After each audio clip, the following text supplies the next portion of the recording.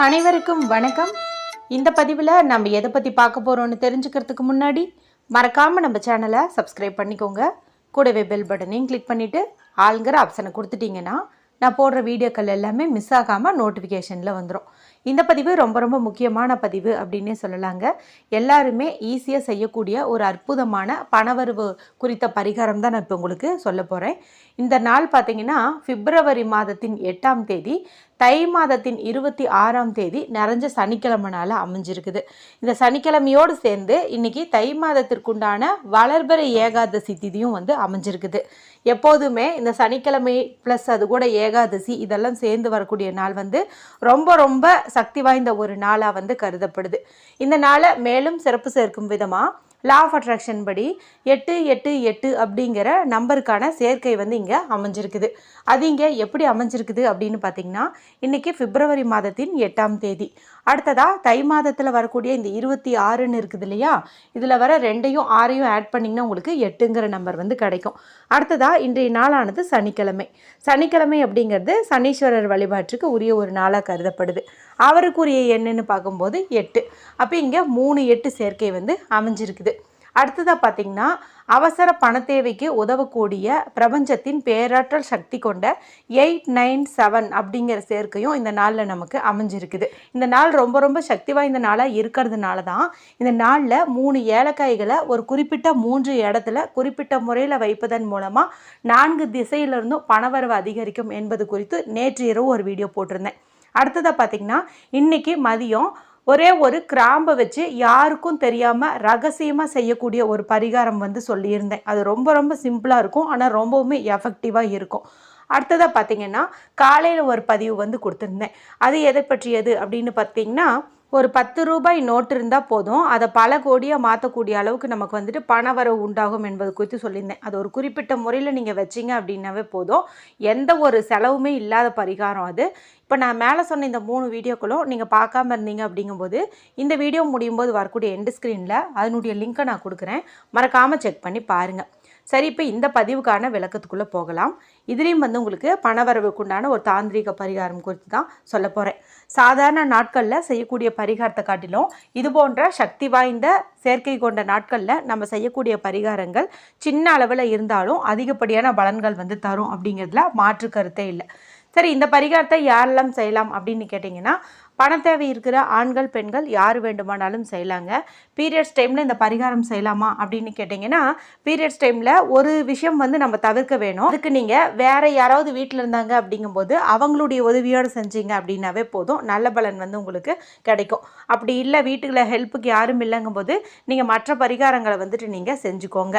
அடுத்ததாக வழக்கமாக பெண்கள் கேட்குறது தான், கணவருக்கு சம்பாத்தியம் அதிகமாக வரணும், அவர் தான் வேலைக்கு போகிறாரு, அவர் கை நிறையா சம்பாதிச்சாதான் எங்களுக்கு காசு, அவர் பணவரவுக்காக எந்த பரிகாரமும் செய்ய மாட்டார், செய்யறதுல அவருக்கு நம்பிக்கை இல்லை அப்படின்னு நம்பினாலும் செய்யறதுக்கு டைம் இல்லை, நாங்கள் அவருக்காக செய்யலாமா அப்படின்ட்டு தாராளமாக செய்யலாம். அதில் ஒரு சின்ன ட்ரிக் இருக்கும், அதை மட்டும் நீங்கள் இந்த வீடியோ பார்க்கும்போது புரிஞ்சுக்குவீங்க.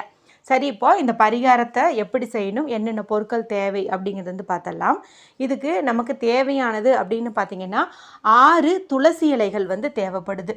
ஏன்னா இந்த துளசி இலை அப்படிங்கிறது மகாலட்சுமி தாயார் வாசம் செய்யக்கூடிய ஒரு பொருளாக கருதப்படுதுங்க.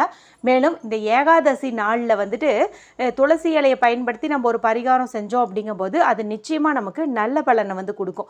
குறிப்பாக சொல்லணுன்னா தங்கம் சேருவதற்கான பாக்கியத்தை கொடுக்கும், பண வரவிற்குண்டான பாக்கியத்தை நமக்கு கொடுக்கும். ஒவ்வொருத்தங்க சொல்லுவாங்க, ஏகாதசி நாளில் இது போல் துளசி இலைகளை செடியிலேருந்து பறிக்கக்கூடாது அப்படின்னு சொல்லுவாங்க. உங்களுக்கு அந்த மாதிரி பறிப்பதற்கு யோசனையாக இருந்துச்சுன்னா நீங்கள் இன்றைக்கி கோவில் பக்கம் போனீங்கன்னா அங்கே துளசி மாலை விற்றுட்ருப்பாங்க, அதுலேருந்து கூட நீங்கள் வாங்கிட்டு இந்த பரிகாரத்துக்கு பயன்படுத்திக்கலாம். இல்லை வீட்லேயே துளசி செடி இருக்குது, எங்களுக்கு வேறு ஆப்ஷனில் இல்லை, அதை தான் பயன்படுத்தணும் அப்படின்னு நினச்சிங்கன்னா நீங்கள் பக்கத்தில் போயிட்டு கையெடுத்து கும்பிட்டு மகாலட்சுமி தாயாரிடம் மன்னிப்பு கேட்டுட்டு மூலிகை சாபம் நசி நசி அப்படின்னு சொல்லிட்டு அவங்களுடைய பர்மிஷனோட ஒரு 6 துளசி இலைகளை நீங்கள் பறிச்சுட்டு வந்துக்கோங்க. 6 இலைகள் தான், தனித்தனியாக 6 இலைகள் நீங்கள் பறிச்சுக்கிட்டீங்க அப்படின்னாவே போதும். அடுத்ததாக நமக்கு தேவைப்படுறது அப்படின்னு பார்த்திங்கன்னா, ஒரு பேப்பர் தேவைப்படுது. எந்த ஒரு கோடுகளும் இல்லாத பியூரான அன்ரூல்டு ஒயிட் ஷீட் நீங்கள் எடுத்துக்கோங்க. அடுத்ததாக இதில் எழுதுவதற்கு நமக்கு பச்சை நிறம் அல்லது சிவப்பு நிறத்தில் இருக்கக்கூடிய பேனா தேவைப்படுது. இந்த 2 கலர் தவிர வேறு எதையும் நீங்கள் எடுத்துக்காதீங்க. அடுத்ததாக நமக்கு தேவைப்படுறது ₹1 நாணயம் வந்து தேவைப்படுது. இந்த ₹1 அப்படிங்கிறது மகாலட்சுமி தாயாரினுடைய அம்சமாகவே பார்க்கப்படுது. மேலும் ₹1 வச்சு நம்ம செய்யக்கூடிய பரிகாரத்துக்கெல்லாம் உடனடி பலனே வந்து கிடைக்கும்.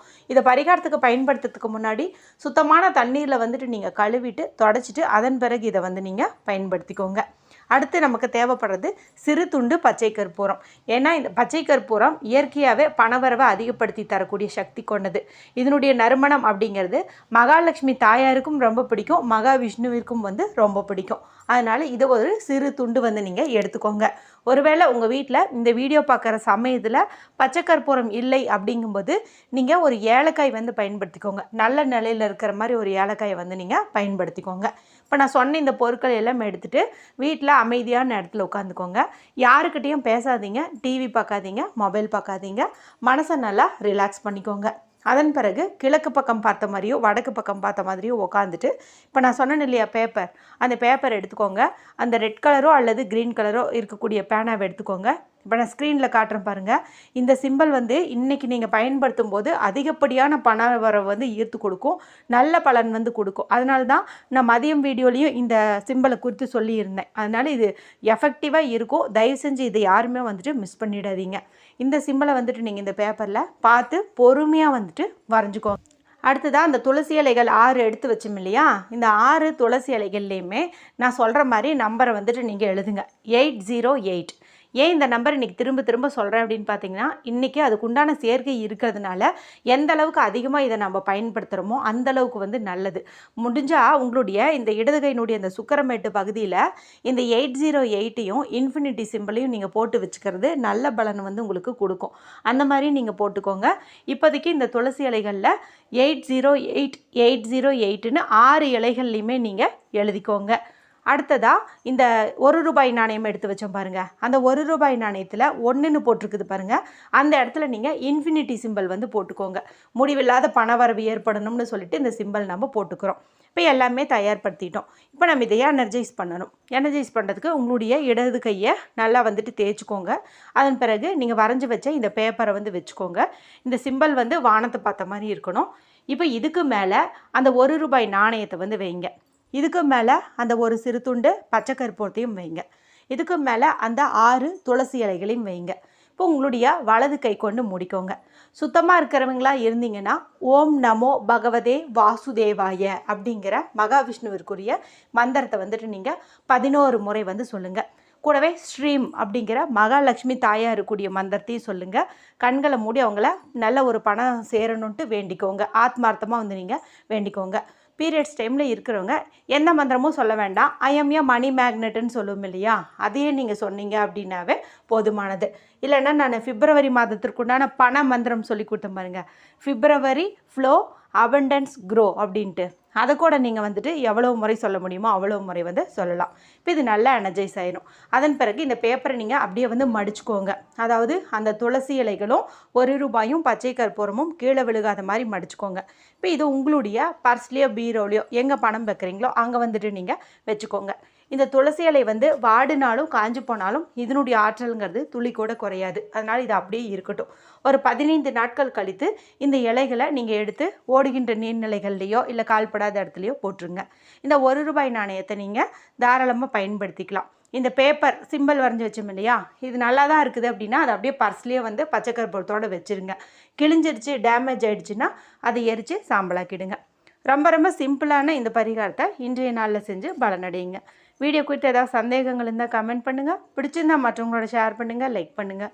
மற்றும் ஒரு பயனுள்ள பதிவில் உங்களை சந்திக்கிறேன். நன்றி, வணக்கம்.